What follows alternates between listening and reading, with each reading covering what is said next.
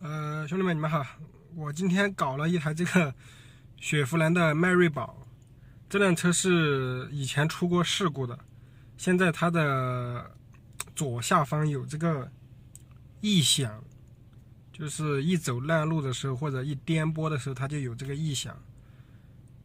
然后我现在已经给它搞好了，也给大家聊一下吧。它这个车主要是这个异响啊，是因为这个左前这个下摆臂有问题，左前这个悬架下摆臂有问题，对吧？是以前别人给它更换了的，就是出事故的时候更换了，当时没有响。它这个配件是更换的副厂件，所以说就要产生异响。然后这个车主呢，他也是在外面，就是处理这个异响也是搞了很久了。然后有的地方让他换这个减震器总成，很多人说是这个减震器异响。然后他在外面也是换了一个减震器上面那个缓冲胶，没解决问题，对吧？然后减震器总成又有点太贵了，就让我给他看一下。其实我刚才看完了，也检查完了，现在换好了。这个东西就是减震下面的那个左前下摆臂，它那个球头啊是里面有矿量，它也不是说很矿吧，但是它没有原厂的做的那么精密。这个通用雪佛兰别克这个系列的铝合金下摆臂啊，千万不要用副厂件，知道吧？这个副厂件绝对用不了多久就坏了，而且很难找问题，它也不矿也不咋地，就异响。这个我已经搞过很多台这车了。开别克雪佛兰的朋友，你们记住啊，只要你左前方或者右前方上下颠簸一起伏，然后过坑的时候有异响，那很多时候就是那个下摆臂坏了，知道吧？马上给你们看一下啊，给你们看一下，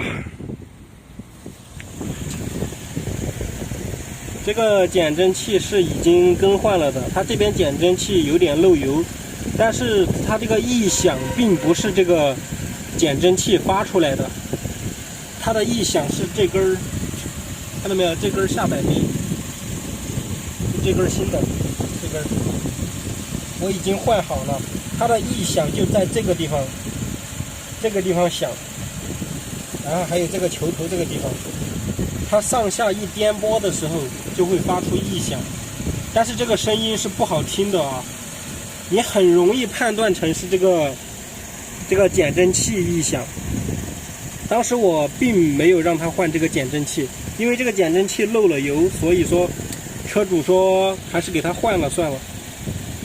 然后没有换总成的，就单换了一个减震器，没有换弹簧。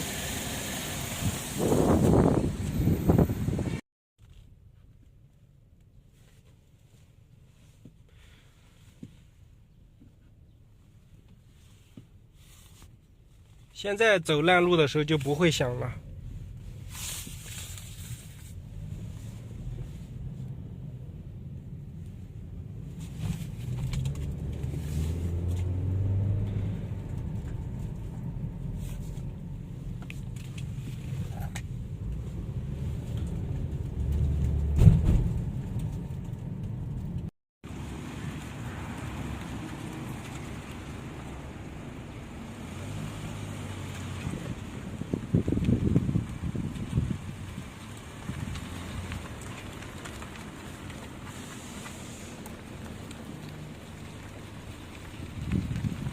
朋友们，你们刚才看到没有？就是这个东西坏了，对吧？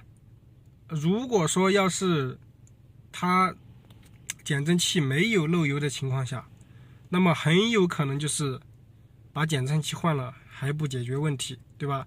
一个减震器总成最起码也得好几百，是吧？最起码换完之后也得500-600，那么这个钱你就白花了，知道吧？